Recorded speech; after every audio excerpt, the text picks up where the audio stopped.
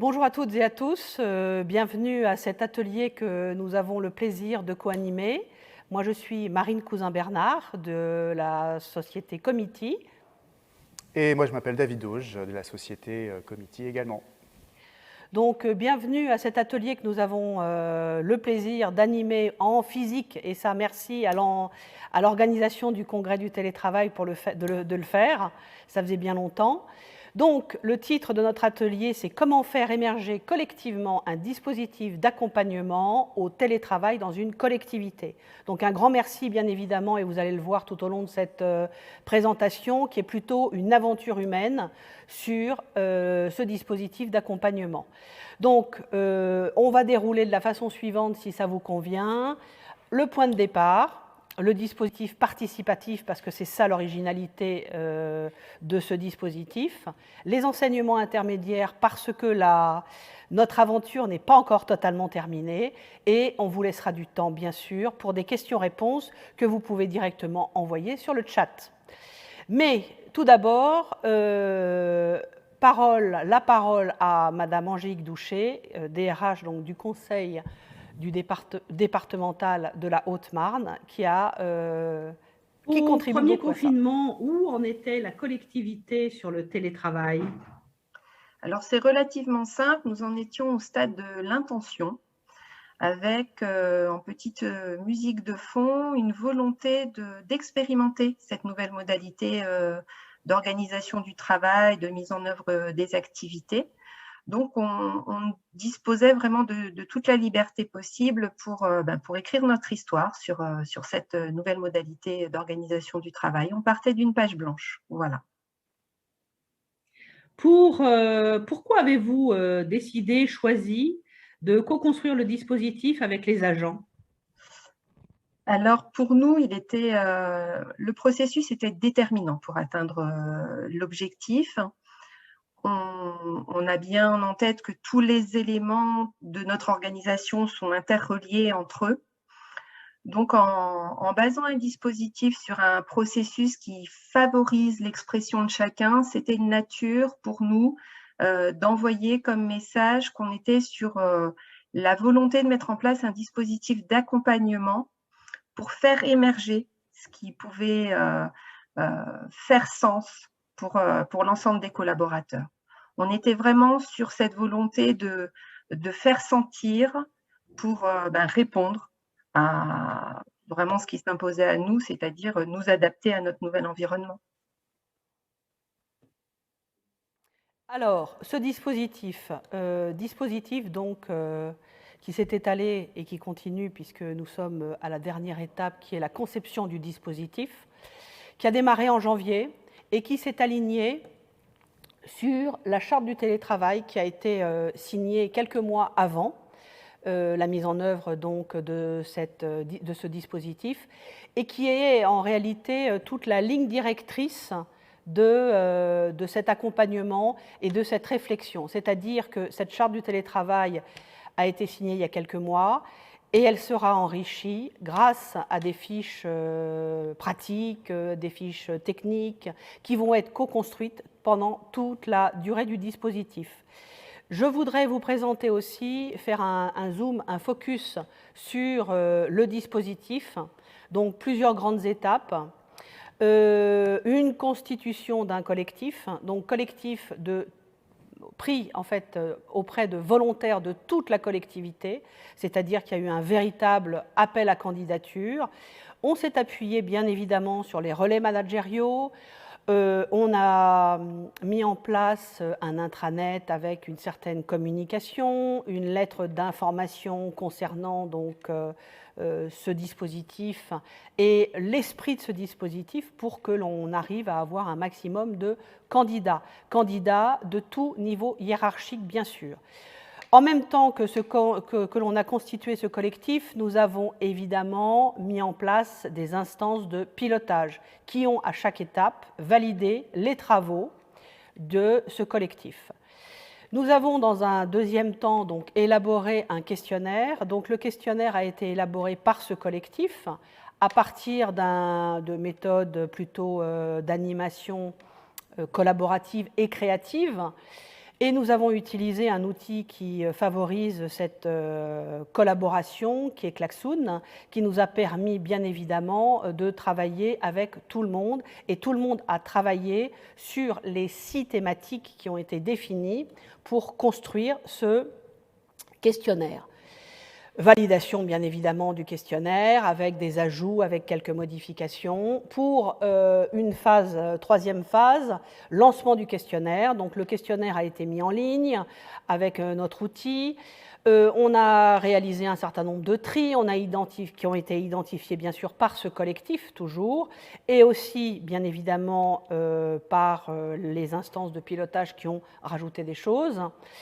Un taux de participation très satisfaisant, puisqu'on est arrivé à 39% de répondants, donc c'est quelque chose qui est tout à fait satisfaisant, en tout cas quand on lance un questionnaire, et bien évidemment, relais des managers et des directeurs, afin de ne pas laisser dormir les questionnaires sur lesquels les personnes n'auraient pas répondu. Phase 4, une analyse du questionnaire. Toujours dans le même esprit, travail avec le collectif, une animation collaborative, avec une première production de l'analyse, qui a bien sûr été validée ensuite par les instances de pilotage. Et nous rentrons donc dans cette dernière étape que l'on a à vivre cette semaine, qui est l'étape de conception du dispositif, c'est-à-dire qu'à l'issue des questionnaires sur la collecte des besoins, on a travaillé sur la qualité du management, on a travaillé sur le développement durable, on a travaillé sur l'organisation et les équipements et enfin l'environnement de travail et la qualité de vie au travail. Ça nous permet aujourd'hui d'aller construire, bien sûr en collaboratif, un dispositif qui sera bien sûr proposé, validé au mois de juillet auprès des instances de pilotage pour un déploiement courant du second semestre 2021. Merci Marine pour l'exposé de tout cet historique sur ce dispositif d'accompagnement à l'organisation du télétravail dans cette collectivité. Donc ça s'étale dans la durée, comme Marine vient de le mettre en avant. C'est vraiment à la main des agents et des managers au sein de cette collectivité pour, au final, obtenir quelque chose qui va permettre de faire en sorte que l'organisation du télétravail se déploie de la manière la plus adéquate au regard des besoins vécus, ressentis, identifiés par l'ensemble des collaborateurs et managers de la collectivité. Alors si on s'arrête quelques instants sur les résultats issus du questionnaire dont Marine vous a exposé la manière dont il a été co-construit avec les agents, avec le collectif initié de cette collectivité. Il a été largement diffusé, il y a eu plus de 400 répondants, sur ce qui représente en effet quasiment 40% de taux de participation. Alors quelques enseignements vraiment flash pour mettre en avant que finalement il y a un rapport, alors c'est une évidence, mais il y a un rapport concret que l'on a pu voir à travers les résultats de ce questionnaire entre le niveau de nombre de jours de télétravail et puis les impacts de ce nombre de jours de télétravail sur les notions classiques qu'on retrouve dans ces modes de fonctionnement que sont l'autonomie, au sens le développement de l'autonomie des collaborateurs, l'efficience, autrement dit la productivité, qui est aussi associée à la mise en place d'un fonctionnement à distance en mode télétravail. Les impacts également sur la cohésion d'équipe, donc là qui sont plutôt des impacts généralement négatifs sur cet aspect-là, c'est-à-dire que bien souvent il y a un accroissement de l'autonomie, un accroissement de l'efficience et si jamais c'est mal maîtrisé, des impacts plutôt négatifs sur l'esprit d'équipe, sur la cohésion d'équipe, avec ce risque d'isolement aussi qui s'accroît en fonction du nombre de jours de télétravail. Alors 2 chiffres en réponse à 2 questions qu'on peut mettre en avant dans ces quelques enseignements liés à ce questionnaire. On a posé une question qui a été identifiée par le collectif. Avez-vous la perception que le télétravail vous a permis de gagner en autonomie? Bon, quand on regarde ceux qui ont répondu et qui n'ont réalisé qu'un jour de télétravail par semaine, eh bien, à cette question-là, ils répondent oui, On a la perception que le télétravail nous a permis de gagner en autonomie, et donc oui à 35%. Quand on regarde maintenant ceux qui ont fait 4 jours de télétravail par semaine, eh bien ils répondent la même chose, oui, mais à 60%. On voit bien que le gap est important en fonction du nombre de jours de télétravail réalisés par les uns et les autres. Et puis, autre élément chiffré qu'on peut mettre en avant, la question était la suivante: avez-vous la perception de travailler plus longtemps, donc impact sur la notion d'efficience et de productivité? Ceux qui ont répondu oui à cette question-là, ils ont répondu oui à 20% finalement quand on est sur 1 jour de télétravail par semaine, et puis ils ont répondu oui à 40%, donc le double pour ceux qui sont à 3 jours de télétravail par semaine. Bref, on voit bien que, et par des données concrètes établies sur la base de ce questionnaire par cette collectivité, les impacts sur le développement de l'autonomie, sur le développement de l'efficience, et puis on a la même chose sur la cohésion d'équipe et sur les risques d'isolement, sont croissants au regard du nombre de jours de télétravail réalisés par semaine par les uns et les autres. Je cède la parole à nouveau à Marine sur la suite de cette présentation. Alors, j'étais en train de lire une question là, une question très intéressante. Je vous propose de terminer notre exposé et de tenter d'y répondre, bien sûr. Autre enseignement, et là je vais laisser de nouveau la parole à Angélique Douchet. Et la confiance dans tout ça au sein de la collectivité? Écoutez, la confiance pour nous, c'est vraiment un élément stratégique dans ce processus. Alors, eu égard évidemment au contexte sanitaire qu'on connaît, mais également parce que on a effectivement cette forte volonté de refaire un focus sur la confiance, parce que si on ne le fait pas, c'est-à-dire à tous les niveaux, on prend le risque de ne pas réussir dans l'objectif qu'on s'est fixé. Donc c'est en ça que il est qualifié comme élément stratégique à l'intérieur de notre dispositif. Conclusion? Alors en conclusion, qu'est-ce qu'on peut mettre en avant de répondre aux questions qui ont émergé dans le chat? Finalement, dans cette collectivité-là, dans l'aventure qu'ils ont souhaité mener à bien pour accompagner le déploiement du télétravail, ils ont mis en place un dispositif d'accompagnement qui est issu d'un processus et qui fait place, en tout cas, à l'émergence des besoins.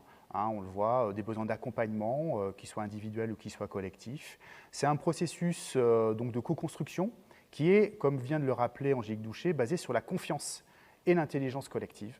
Ce qui veut dire, en quelque part, que la collectivité aussi, sans trahir leurs intentions, a mis en place, à travers cet accompagnement, un processus modélisant donc au sens de la confiance, modélisant sur les relations manager et managé.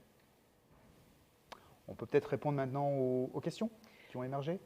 Alors, pouvez-vous préciser qui constitue le comité de pilotage, quelles sont les prérogatives et comment les guidances, cadrages, etc. sont réalisés?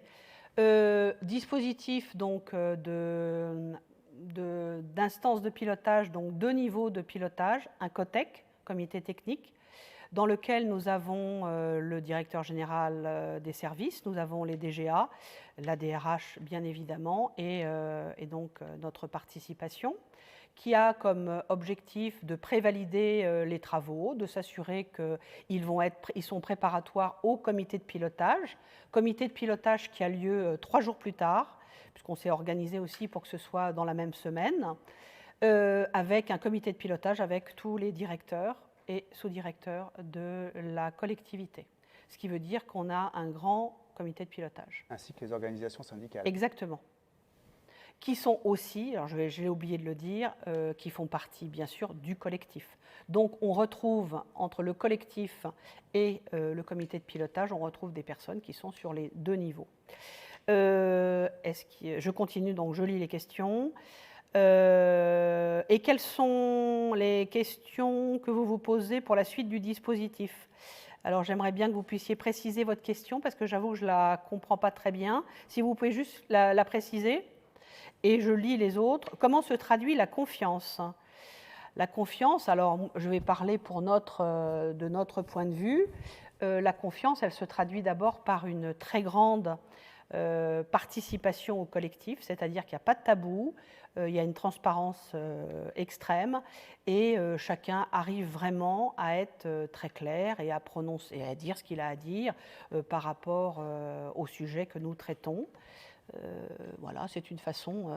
C'est une façon de répondre. Pour compléter ce que vient de dire Marine, sur cette confiance-là, si on reprend les éléments qu'elle a mis en avant sur la construction, notamment sur la construction du questionnaire, le questionnaire qui a été diffusé très largement, les questions ont été élaborées par le collectif. Donc le collectif étant représentatif de l'ensemble des agents et des managers de la collectivité. Et pareil pour l'analyse des résultats. Là, je vous ai donné quelques chiffres à l'instant, mais les résultats issus de ce questionnaire ont été analysés non pas par nous avec Marine, mais ont été analysés par directement les agents et les managers en interne. Donc je pense que c'est cette transparence et le fait que finalement les contenus sont issus directement des agents et managers concernés et pas du tout d'un tiers intervenant externe qui pourrait avoir des bonnes idées, mais ce n'est pas du tout l'objet finalement de la manière dont la collectivité a souhaité être accompagnée sur ce sujet-là. Tentative de réponse. Oui, il y a d'autres questions. Objectif télétravail est-il conciliation de vie privée, vie pro, ou plutôt sur conditions de travail et efficience? Laconique, mais bon... c'est assez clair. D'accord. C'est assez clair. Il y a des objectifs, les objectifs qui ont été mis en avant lors de la négociation et l'élaboration de la charte du télétravail sont plus liés au développement durable et à la conciliation vie pro, vie perso. Assez peu sur la partie productivité. Oui, alors je vais rajouter aussi que lorsqu'on a élaboré le questionnaire, il y a toutes donc 6 thématiques, dont qualité de vie en télétravail ou au travail, on l'appelait comme ça entre nous pour rire.